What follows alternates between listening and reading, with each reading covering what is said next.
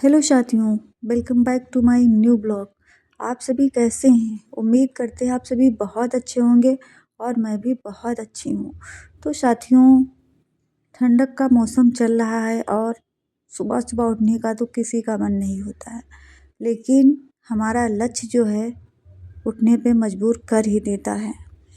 और लक्ष्य हमारा ऐसा ही होना चाहिए कि हमें जो चीज़ मतलब स्टडी अगर पढ़ने का मन नहीं है, वो भी उठने पे माइंड मजबूर कर दे कि तुम्हारा गोल क्या है, तुमको पाना है अपने गोल को।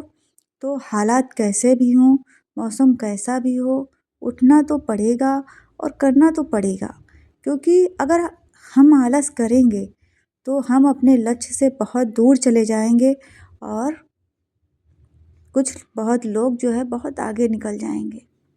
और सच बताएं साथियों, तो कंपटीशन हमारा जो है दूसरों से कम होता है, खुद से ज़्यादा होता है।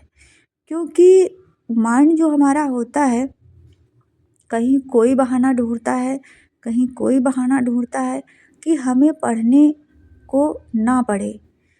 हम ऐसे बहाने ढूंढते हैं कि हमें टाइम नहीं मिलता है, और आज ठंडक ज़्यादा है या फिर बरसात है, या फिर कह लें कि सुबह अलार्म लगाया और देर हो गई, तो हमने सोचा यार थोड़ा और सो लेते हैं, और थोड़े थोड़े चक्कर में हम इतना लेट हो जाते हैं। फिर लेट में उठते हैं और फिर क्या होता है कि अपने आप को जब उठते हैं तब सोचते हैं यार हमने इतनी देर कर दिया, कोई नहीं कल से उठेंगे। और कल कल कब कितना समय बीत जाता है पता ही नहीं चलता है। तो जिस टाइम हमको टाइम मिले, हम तो यही कहेंगे आप जितने टाइम फ्री होते हैं या फ्री होइए तो उतने टाइम स्टडी करने बैठ जाइए। मॉर्निंग हो या मॉर्निंग के बाद हो, या मेरी बहनें जैसे सुबह नहीं उठ पाती हैं और सुबह उठ के काम घर के होते हैं, तो जब काम करके आप फ्री हों तब बैठिए। लेकिन एक माइंड सेट के साथ बैठिए कि हाँ हमको इतने घंटे पढ़ने हैं, और जितने घंटे हमको पढ़ने हैं उतने घंटे हम सही से पढ़ेंगे। और अगर हमको दिन में 4-5 घंटे भी मिल जाते हैं तो हम हमारे लिए इतने काफ़ी हैं, और हम धीरे धीरे समय अपना बढ़ा लेंगे और हम अपने लक्ष्य को पा लेंगे। तो ऐसी सोच होनी चाहिए, और इसी सोच के साथ हर दिन छोटे छोटे प्रयास करते रहिए और बढ़ते रहिए, सब अच्छा होगा। और इसी के साथ हमारी स्टडी जो है हो चुकी थी, और हम यहाँ पे आ गए थे खाना बनाने के लिए। 9 बज रहा था क्योंकि मुझे खाना भी बनाना था।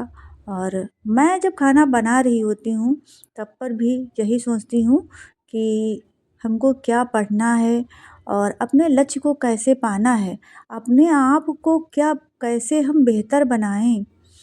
क्योंकि साथियों सच बताएं तो कंपटीशन हमारा दूसरों से कम और खुद से ज़्यादा होता है। क्योंकि हम खुद नए नए बहाने ढूंढते हैं कि हमको पढ़ना ना पड़े।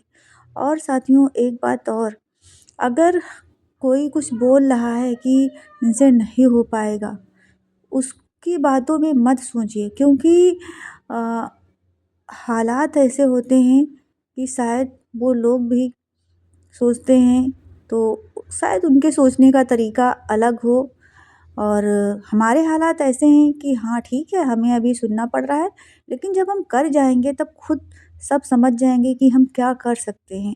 क्योंकि जो हम क्या हैं, स्वयं हम खुद को पहचान सकते हैं, कोई दूसरा हमको नहीं पहचान सकता है। हमारी प्रतिभा और हमारी क्षमता अगर दूसरे पहचान लें तो फिर रोना ही किस बात का। और ये संघर्ष सबके लाइफ में होता है।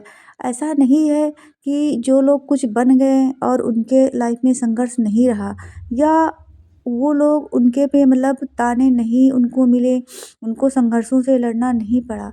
और सच बताएं साथियों, तो एक कहावत भी है कि जिन पौधों में धूप और बारिश छाँव नहीं पड़ती है वो पौधे मुरझा जाते हैं। तो हमें हर स्थिति से गुजरना है ताकि हम और अपने आप को मजबूत बना सकें। और साथियों आप सभी के कमेंट थे कि आपने एलटी का बैच ले लिया है कि नहीं एलटी मेंस का, कुछ हमारे बहनों का भी सवाल था। तो मैंने एलटी मेंस का बैच ले लिया है, पार्थ एजुकेशन से लिया है। एग्ज़ाम युग से भी अच्छा है, थोड़ा मैंने नहीं लिया किसी मतलब, वैसे सच बताऊँ तो थोड़ी-सी फ़ीस मुझे ज़्यादा लगी, लेकिन इतनी भी ज़्यादा नहीं है। लेकिन हाँ, मैंने फिर पार्थ एजुकेशन से ही ले लिया है। और क्योंकि ज्योति मैम से हम पढ़ भी रहे थे और सर भी बहुत अच्छा पढ़ाते हैं, ऐसा नहीं कि सर अच्छा नहीं पढ़ाते, वो भी बहुत अच्छा पढ़ाते हैं।